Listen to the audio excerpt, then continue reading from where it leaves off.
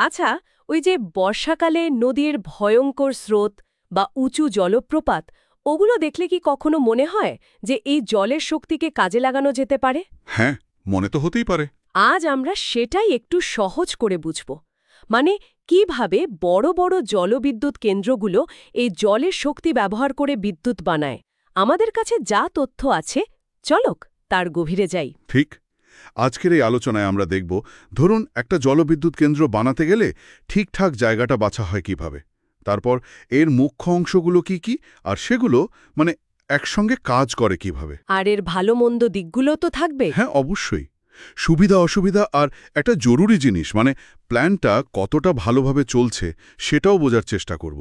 এর পেছনের মূল বিজ্ঞানটা তো আসলে শক্তির রূপান্তর, তাই না? হ্যাঁ।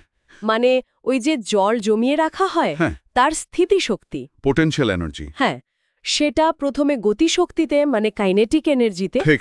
তারপর টারবাইন ঘুরিয়ে যান্ত্রিক শক্তিতে মানে মেকানিক্যাল এনার্জি, আর শেষে জেনারেটর দিয়ে কাহারিবাইয়া শক্তি বা ইলেকট্রিক্যাল এনার্জিতে। একদম তাই। পুরো প্রক্রিয়াটাই হলো এই শক্তির এক রূপ থেকে অন্য রূপে যাওয়া। আচ্ছা, তাহলে শুরু করা যাক একেবারে প্রথম ধাপটা দিয়ে, মানে জায়গাটা বাছা, সাইট সিলেকশন। হ্যাঁ, এটা তো খুব জরুরি মনে হচ্ছে। অবশ্যই। একটা ভালো সাইট খুঁজে বের করা মানে বলতে গেলে অর্ধেক কাজ হয়ে যাওয়া। দুটো জিনিস খুব ইম্পর্ট্যান্ট। এক হলো জলের যোগান, মানে যথেষ্ট জল থাকতে হবে সারা বছর, আর দুই হলো জলের উচ্চতা বা হেড। হেড মানে জলটা কতটা উঁচু থেকে নিচে পড়ছে। ঠিক।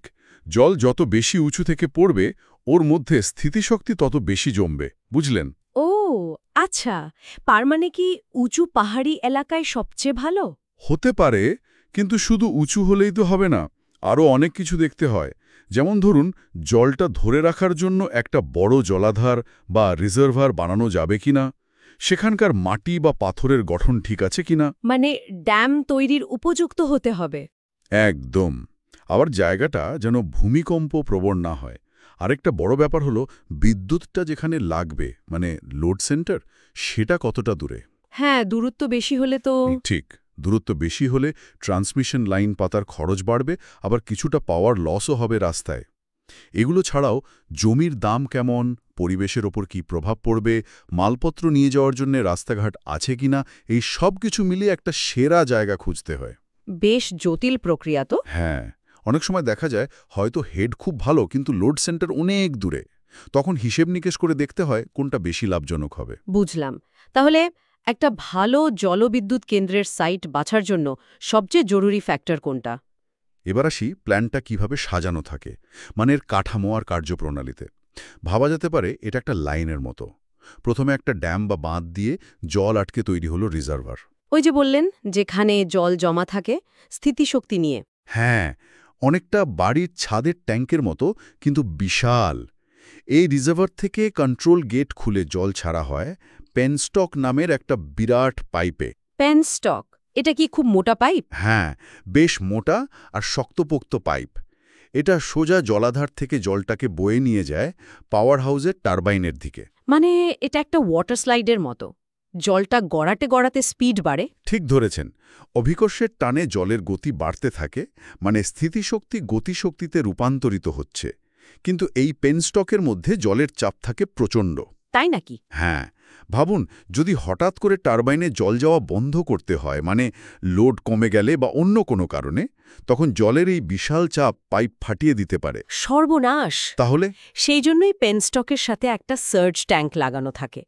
এটা অনেকটা বাইকের শক অ্যাবজর্বারের মতো কাজ করে। হঠাৎ চাপ বাড়লে অতিরিক্ত জলটাই ট্যাঙ্কে ঢুকে যায়, ফলে পেনস্টকটা বেঁচে যায়। ও, ইন্টারেস্টিং। দারুণ ব্যবস্থা তো। আচ্ছা, এরপর জলটা গিয়ে টারবাইনে লাগে। একদম।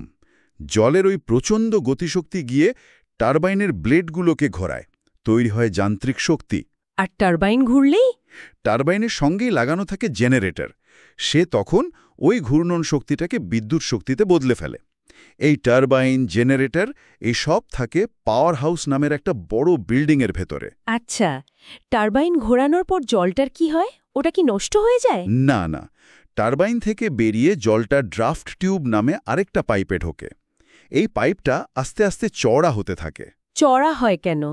এটা জলের গতি কমিয়ে চাপটাকে আবার কিছুটা পুনরুদ্ধার করতে সাহায্য করে আর জলটাকে মসৃণভাবে টেল রেস বা নির্গমন পথে পাঠিয়ে দেয়।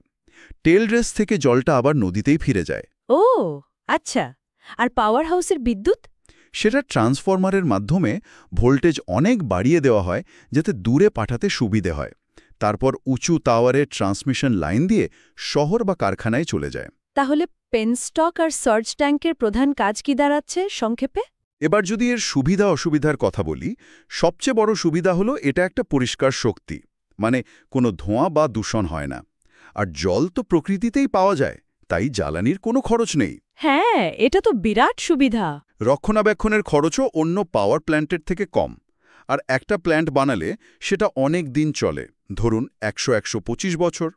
বিদ্যুতের চাহিদা যখন বাড়ে কমে, সেটার সঙ্গে তাল মিলিয়ে উৎপাদনও খুব তাড়াতাড়ি বাড়ানো যায়।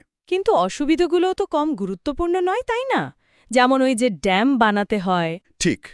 প্রথমত, এই ড্যাম, রিজার্ভার, পাওয়ার হাউস এগুলো বানাতে শুরুতে অনেক টাকা লাগে, আর অনেক সময়ও লেগে যায়, ১০-১৫ বছরও লাগতে পারে। অনেকটা সময়। আর জলের জন্য নির্ভর করতে হয় বৃষ্টি বা বরফ গলা জলের ওপর। কোনো বছর কম বৃষ্টি হলে উৎপাদন কমে যেতে পারে। আর সবচেয়ে বড় চিন্তার বিষয় হলো পরিবেশ আর মানুষের ওপর প্রভাব। মানে ওই যে জমি ডুবে যায়। হ্যাঁ, বিরাট এলাকা জুড়ে জল জমে যায়, বন নষ্ট হয়, জীবজন্তুর থাকার জায়গা চলে যায়। অনেক মানুষকে তাদের বাড়িঘর, চাষির জমি ছেড়ে অন্যত্র সরে যেতে হয়। এটা একটা বিরাট সামাজিক সমস্যা তৈরি করে। আর লোড সেন্টার দূরে হলে ট্রান্সমিশন লস আর খরচ তো আছেই। তাহলে জলবিদ্যুতের সবচেয়ে বড় সুবিধা আর অসুবিধা কি? এখন একটা টেকনিক্যাল কিন্তু জরুরি বিষয়ে আসি, লোড ফ্যাক্টর। এটা দিয়ে বোঝা যায় একটা প্ল্যান্ট তার মোট যা ক্ষমতা তার কতটা সে ব্যবহার করতে পারছে। লোড ফ্যাক্টর, এটা কিভাবে মাপা হয় আর এটা জানাটা জরুরি কেন? লোড ফ্যাক্টর হলো একটা নির্দিষ্ট সময়ে, ধরুন ১ বছরে, প্ল্যান্টটা গড়ে কতটা লোডে চলেছে, অ্যাভারেজ লোড, আর ওই সময় তার সর্বোচ্চ চাহিদা কত ছিল, ম্যাক্সিমাম ডিমান্ড, এই দুটোর অনুপাত। আচ্ছা। এর মানটা ১-এর যত কাছে থাকবে, বুঝতে হবে প্ল্যান্টটা তত ভালো চলছে, মানে সে তার ক্ষমতার বেশিরভাগটাই কাজে লাগাচ্ছে।